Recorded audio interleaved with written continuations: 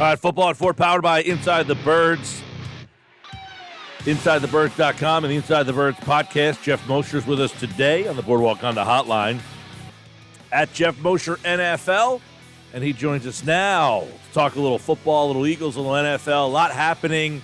We will dive into now a topic, Moshe, he's on this pod, right? Right over here? Moshe, are you there? Yo, Geoff.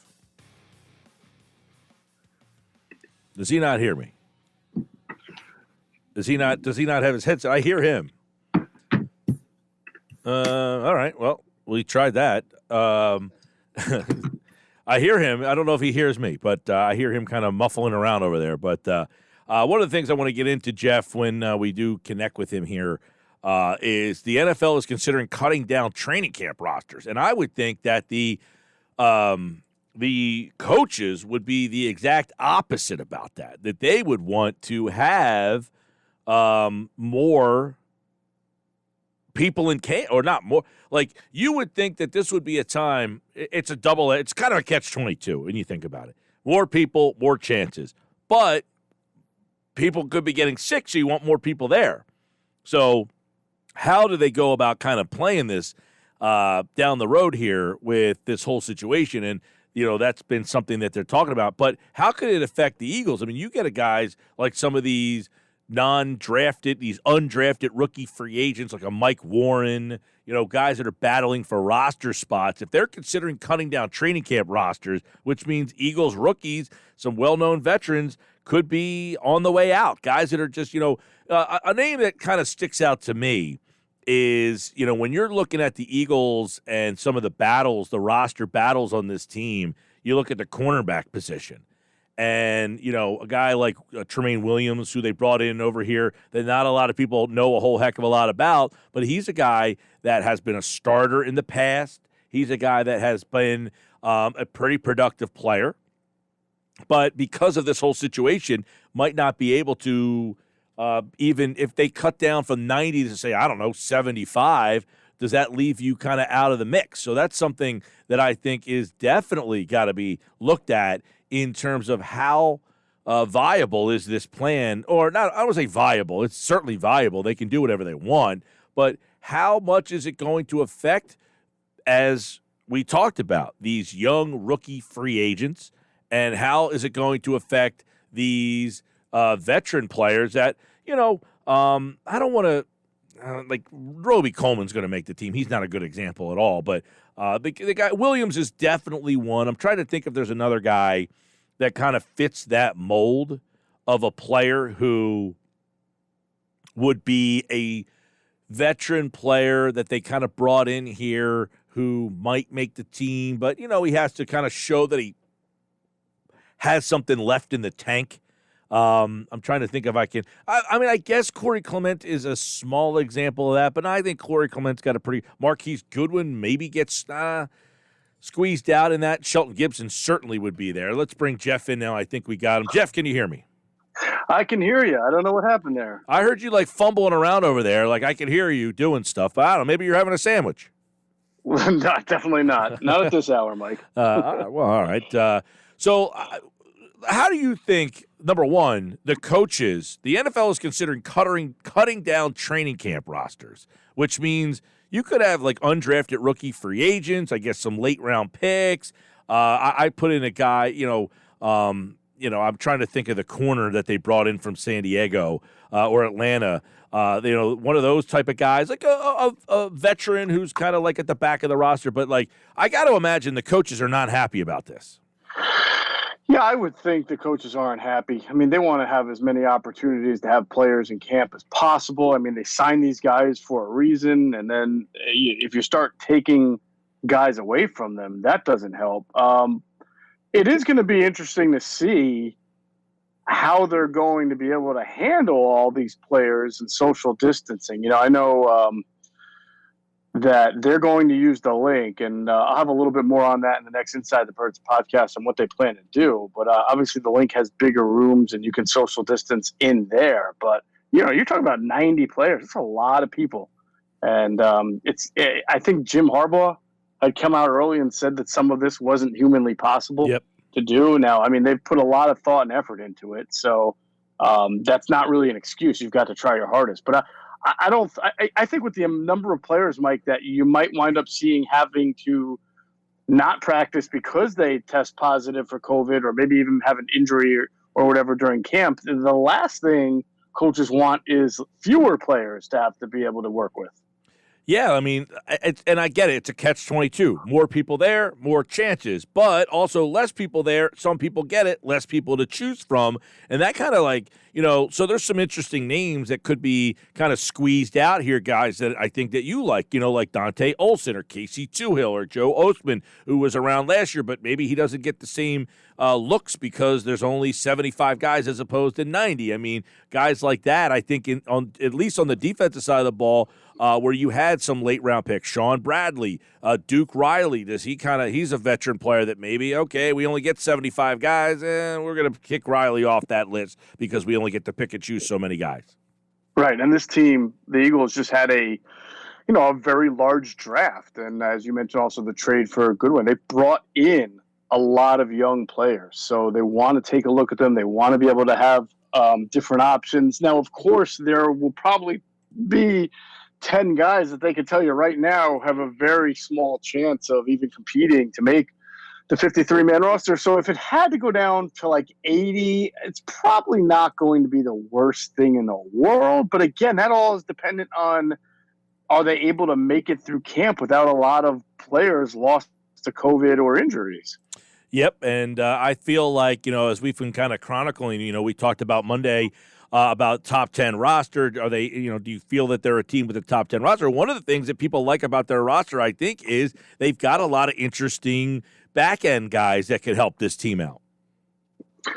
Yeah, in certain positions, they have some depth. For example, running back. We talk about that. We talk about Miles Sanders being the man, but they did not yet, and they may not, go into camp with another, quote-unquote veteran. So there'll be a Boston Scott and Corey Clement, but there's also the two rookie free agents we've talked about, Adrian Killens and Mike Warren, right? I mean, those two guys may not be likely to make the team, but at least that you get a chance to see them and there's an opening there.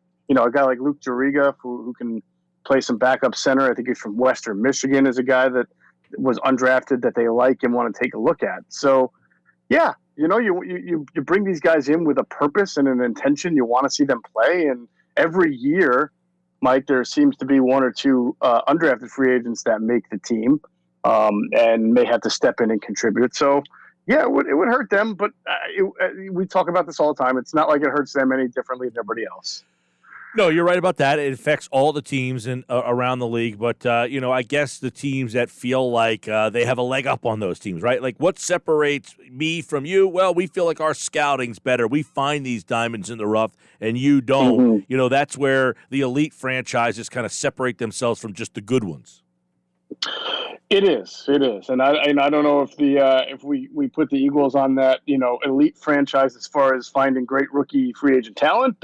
Certain guys have come in and played well for them, whether it's that year or eventually. But certainly this year more than others, they really want to take a look at that rookie free agent class and see if guys can't win over some spots. All right, Geoff Mosher, Football at 4, powered by InsideTheBirds.com. On the latest Inside the Birds podcast, you guys got into an interesting conversation regarding the wide receivers, the usage there, and where these guys are going to go. And I guess this would be a position that if you cut down the rosters would be affected potentially pretty interestingly because you've got Alshon, who's not going to be able to compete. You're probably fixing some sort of usage for him. Deshaun Jackson, obviously, Greg Ward. But then you've got the back-end guys that are all kind of like in limbo with Hightower and Watkins and Marquise Goodwin. I didn't mention, Jalen Reagor yet, J.J. Arcega-Whiteside, who you think, but Robert Davis. I think the usage and that wide receiver position would really kind of get squeezed out by this situation. Yeah, I love the Robert Davis mention you got in there. Did you forget about Deontay Burnett, Mike? I mean, come on. Man, what about I know, right? Marcus Green? I forgot about him, too.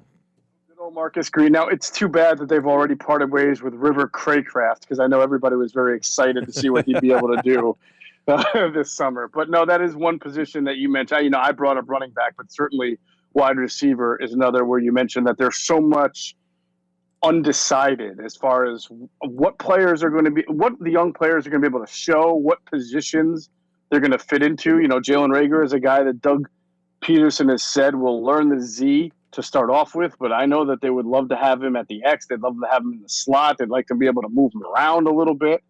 Can he bridge that, learning curve really quickly, that gap, and get on the field to do those things is the big question. Hightower is a guy that, I think Adam Kaplan had said that they'd actually like to see if he can play the X a little bit, even though he has to gain weight. He can fly, and, even if you can't get off press well, if you can make somebody miss, you got an opportunity to make a play down the field. I've talked to some people that say if his hands are not great on the deep tracking balls, so he might be an ideal slot receiver when all is said and done. If he's not an X or a Z, certainly J.J. Arcega-Whiteside is a player who is very naturally suited to the X, but, he didn't really do anything very well at all last year. So there's a lot of questions about this wide receiver core, and they need to see everyone from top to bottom. You brought that up. So, yeah, if they had to maybe take a receiver or two away, even an undrafted one, or a guy like Robert Davis or Deontay Burnett who had some time last year, it just hurts. You want to have as many first, second, and third teams. You want to have as much competition as possible. Now, how many guys legitimately in your mind are a factor in terms of, we hear about, okay, they got this guy, they got that guy, this guy, but on a game day and throughout the course of a year, let's just say nobody gets hurt, okay? How many guys do you anticipate being in the offense?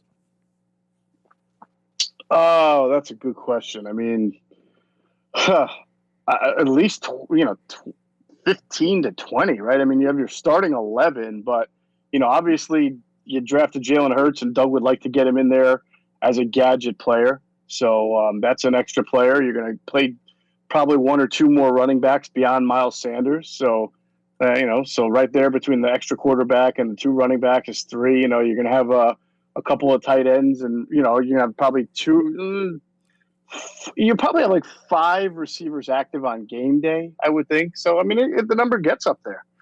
Yeah, because you got I go back to our conversation we had maybe 2 weeks ago about Alshon and how he refactors in once everything gets off the ground. And, let's just say Deshaun Jackson, Jalen Reagor, Greg Ward, and J.J. Arcega-Whiteside. Those 4 are getting most of the snaps and getting most of the, offense. And it's going well. And it's like the usage of these guys, and then you're trying to wedge Alshon back into this mix. I mean, I didn't even mention Marquise Goodwin, who, I don't know, do you anticipate that he has some role? I think that he'll have everything is going to be kind of intertwined, right? His role will be determined by A, how well he's able to pick up things and they get him in the offense, but also B, how well his counterparts are doing. If Deshaun Jackson's healthy, if J.J. Arcega-Whiteside has made some nice strides, if Jalen Reagor is performing well, then those are going to be your 3 most used wide receivers for most of the season, and remember, there's going to be a lot of 12 personnel, 2 tight end packages. That's going to only require 2 wide receivers on the field at the same time, at least 45, 50% of the time based on the stats last year. So the opportunities for Goodwin to really make his mark, I think, will be scant at first, because other guys are going to be a little higher on the pecking order. But if there's injuries or if there are players who just don't perform well, they'll figure out a way to use his speed and get him on the field. At least he's a veteran and he's played in the league, and he can do a few things. Geoff Mosher, Football at 4, powered by InsideTheBirds.com. And don't forget, catch the latest ITB right now. You can follow them at InsideTheBirds.com and get the podcast. And one of the things that we talked a little bit Monday when you said you talked to Andrew Brandt, who was on the show. And Andrew Brandt's an interesting, he's been in the Eagles front office, Green Bay. He's been an agent. He's been all over the place. And you look at the difficulty that NFL teams will face in pulling this season off, and we don't even think about like all the different guys and the transactions and the moves and all that kind of stuff. Managing the cap this year is going to probably be very tricky. Managing the cap this year will be tricky, but it'll actually be trickier more so next year if the cap were to go down. because of lost revenue from no fans in the stands. I think what's going to be really interesting, Mike, is, and you brought this up last week, we talked about it, the NFL has already come out and said that the first, X number of rows in the stadium are going to be cordoned off, and they're going to use that for extra advertising. So does that advertising count as like a compensator for what they lose in no fans in the stands? Are they making more money from that counteracts it, so that the cap can at least, even if it can the cap stay stable? Can it just only go down a little bit, or can it just stay flat from one year to the next? Are they able to make up that 20% of revenue that's lost from no fans in the stands? If that's exactly what happens, I'm sure the NFL would love that. The teams would love that. Obviously, it would help for a team like the Eagles, who are well over the cap next year and are going to have to make a lot of moves to get compliant. Yeah, I'm interested to see. And a lot of times with this, Geoff, and I don't think this would happen, but I don't know, you might disagree with me. A lot of times when you put advertising on the basketball sleeve, upper chest, oh, it's a 3-year trial. That ain't going away. I would imagine that the first 6 to 8 rows are not going to constantly have tarps with advertisers on there, I would hope.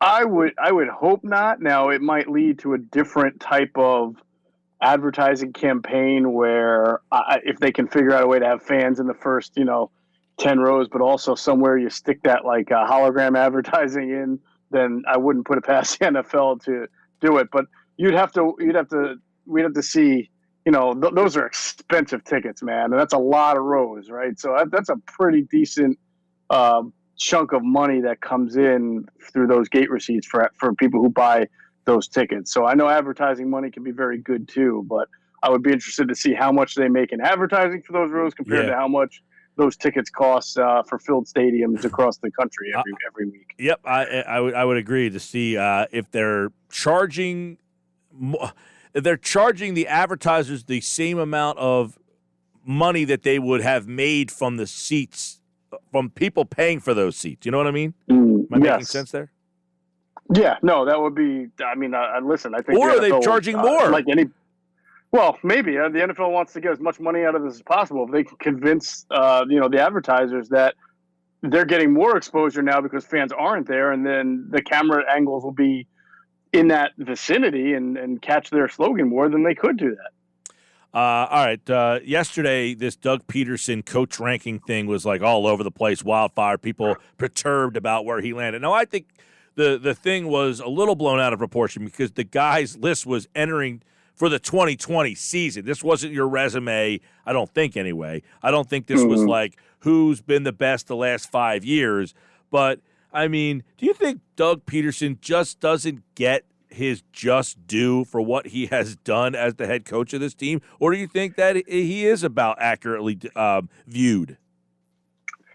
I do wonder why Sean McVay gets more praise than Doug when, if you stack up their resumes, they both played the Patriots in the Super Bowl. McVay, who is an offensive mind, had a terrible his offense had a terrible showing against the Patriots.